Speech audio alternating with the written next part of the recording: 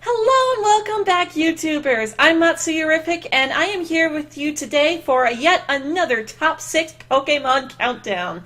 And today we're going to be counting down my top 6 favorite Water-type Pokemon. So, yeah, I'm very excited about this one because I love Water types. They're so cute. And there's so many really good water types that I actually had a hard time making this list, but I was able to narrow it down to 6 Pokemon.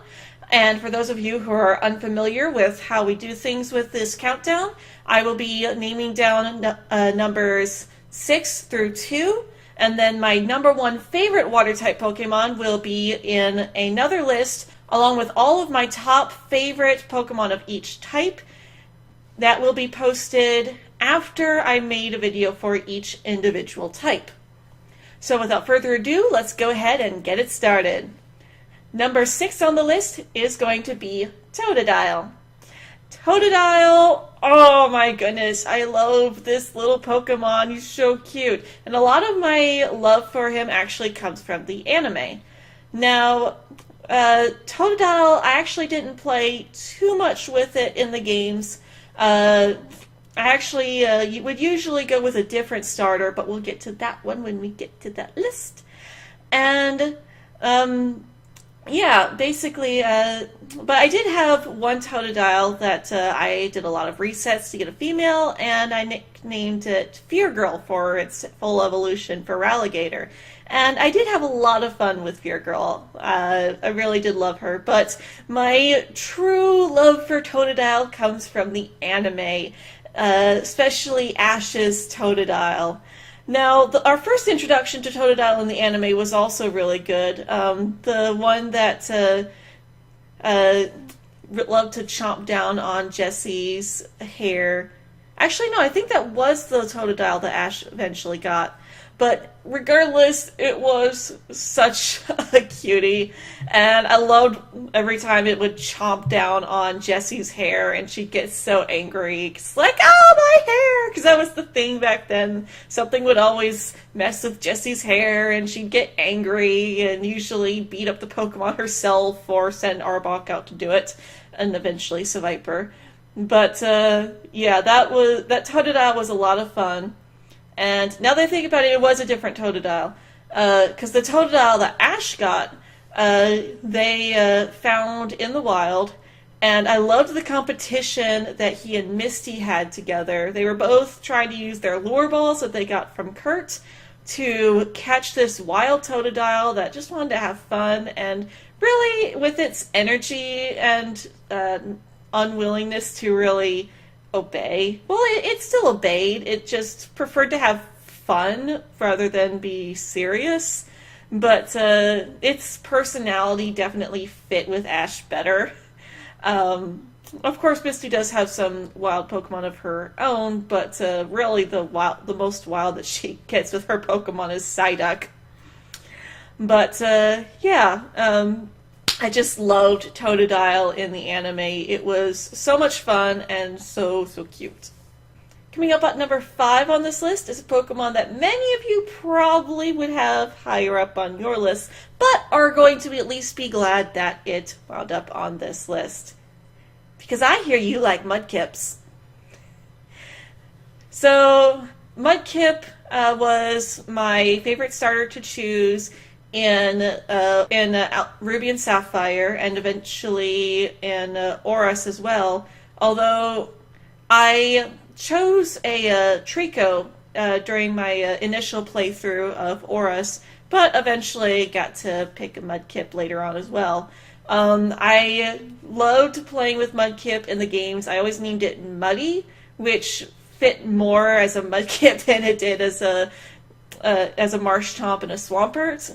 But I still enjoyed playing with it. I loved its typing of water ground. Yeah, it was 4 times weak to grass, but it was resistant to electricity, and Watson's kind of hard.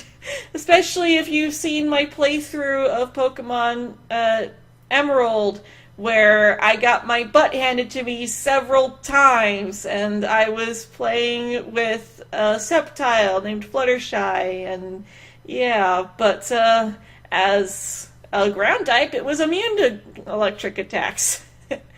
But I also really loved the Mudkip in the anime. It was pretty laid back, kind of chill.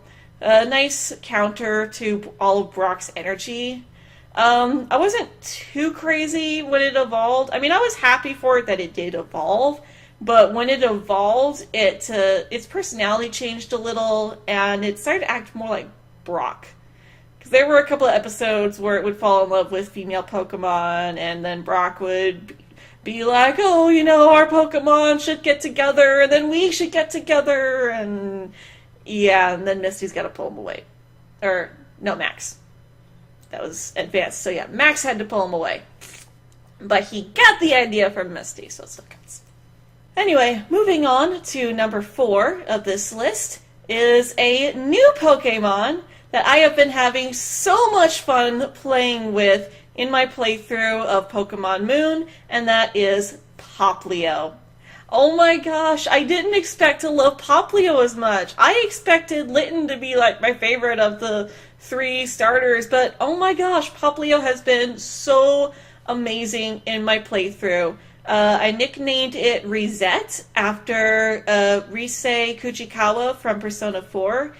And when it evolved, oh my gosh, it's really, really been a big help to me in my playthrough of Moon. And Adrian, the Litten, now Torracat, lost to the grass totem. Yeah.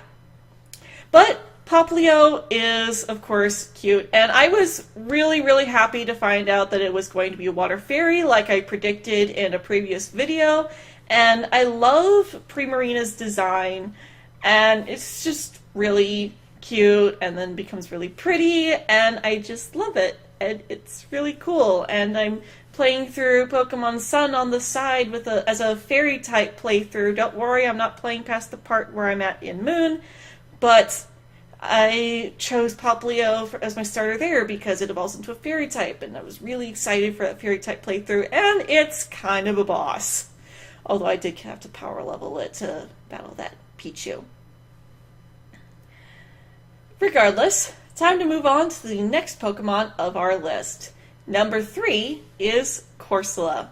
Now, Corsola, my love for it mainly comes from the anime. I actually don't have a whole lot of experience playing with it in the games, but I really, really loved Corsola in the anime. I loved Misty's Corsola especially. It was really cute, and it was definitely one of her strongest Pokemon, especially since she no longer had her Starmie around. Because she left that one and Staryu and Horsey with her sisters in Cerulean City, and then she got Corsola while she was traveling through Johto. And it was really cool getting to see her with this really strong Pokemon, especially with that recover move. And I loved watching Misty battle with Corsola, and I loved the relationship that they had with each other. It was just really cool, and it's cute. It's just so cute, and I just want to protect it now because apparently there's another Pokemon that hunts it in Alola, and I have to protect it. Moving on to number 2 of our list, we finally have Horsey. Oh, Horsey! Now, much like Corsola, I also fell in love with Horsey thanks to the anime, thanks to Misty's Horsey. Oh my gosh, it was so cute. From its first introduction in Tentacool and Tentacruel, it was just so cute the way it spat out the ink to let them know, to warn them about the Tentacool and Tentacruel. And the little cry that it made when it was heard was just so sad, and seeing the little black eye, and then Misty took it in, and it was always just so cute and sweet, and oh, I love Horsey so much. Oh, it was just so cute, and I was really sad to see it go. I would have loved to see it evolve into a Seadra and maybe even a Kingdra later on and become one of Misty's best Pokemon. But But we did get to see it again in Pokemon Chronicles, so that was cool.